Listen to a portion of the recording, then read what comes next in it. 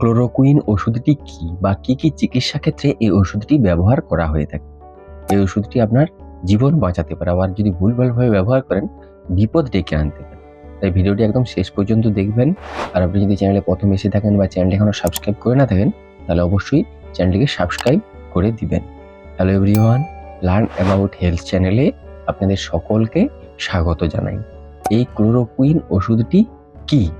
এই ক্লোরোকুইন হলো একটা অ্যান্টি ম্যালেরিয়ার ওষুধ, যা 1940-এর দশকে আবিষ্কৃত হয়েছে এবং তখন থেকেই ম্যালেরিয়ার জীবাণুকে মারে এবং ম্যালেরিয়া প্রতিরোধে এই ওষুধটি ব্যবহার করা হয়ে থাকে।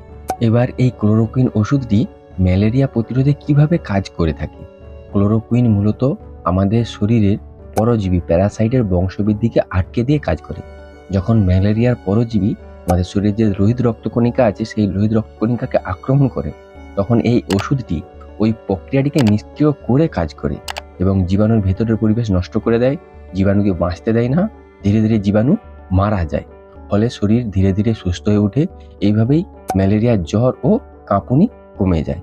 সহজ কথায় ক্লোরোকুইন ম্যালেরিয়ার চিকিৎসা ও তার প্রতিরোধে এই ওষুধটি ব্যবহার করা হয়ে থাকে। এছাড়াও এটি রিউমেটয়েড আর্থ্রাইটিসের লো ডোজে ব্যবহার করা হয়ে থাকে এবং লুপাসের মতো অটোইমিউন রোগের চিকিৎসাতেও এই ওষুধটি ব্যবহার করা হয়ে থাকে। এবার এই ওষুধটির ব্যবহারের পদ্ধতি, ব্যবহারের মাত্রা কি? প্রথম দিন 4টি ট্যাবলেট একসাথে এবং 6 থেকে 8 ঘন্টা পরে আবার 2টি ট্যাবলেট ওই দিনই। দ্বিতীয় দিন 2টি ট্যাবলেট এবং তৃতীয় দিন 2টি ট্যাবলেট 250 mg, বা প্রথম দিন 4টি ট্যাবলেট 250 mg, বা দ্বিতীয় দিনও 4টি ট্যাবলেট 250 mg, তৃতীয় দিনে 2টি ট্যাবলেট 250 mg। আর ম্যালেরিয়া প্রতিরোধে সপ্তাহে 1 দিন 2টি ট্যাবলেট, ম্যালেরিয়া এলাকায় যাওয়ার অন্তত 1 সপ্তাহ আগে, আর ফিরে এসে 4 সপ্তাহ পর্যন্ত। এবারে এই ওষুধের ভুল ব্যবহারে ডেকে আনতে পারে বড় বিপদ। ভুল ব্যবহার কি? জ্বর হলেই ক্লোরোকুইন একসময় সবাই খেত, ভাইরাল ফিভার হলেও এই ওষুধটি খেয়ে নিত চিকিৎসকের পরামর্শ ছাড়াই। এর ফলে শরীরে অনেক ঝুঁকি বেড়ে গেছে বা গুরুতর কিছু সাইড এফেক্ট হয়ে থাকে, যেমন চোখের সমস্যা, দৃষ্টি ঝাপসা বা রেটিনা ড্যামেজ হয়ে যায়, বা হার্টবিটের সমস্যা হয়ে থাকে, মাথা ঘোরা, বমির সমস্যা, পেটের গন্ডগোল হওয়া, চুল উঠে যাওয়া বা ত্বকে ফুসকুড়ি হওয়া, বিভিন্ন সমস্যা এসেছে। এবারে এই ওষুধটি থেকে কারা সাবধানে থাকবেন? যাদের চোখের সমস্যা আছে, রেটিনোপ্যাথি আছে, বা যাদের হার্টের সমস্যা আছে, বা লিভার বা কিডনির সমস্যা আছে, আর গর্ভবতী বা স্তন্যদায়ী মাতাদের ক্ষেত্রে অবশ্যই চিকিৎসকের পরামর্শ অনুযায়ী ব্যবহার করতে হবে বা না ব্যবহার করাই ভালো।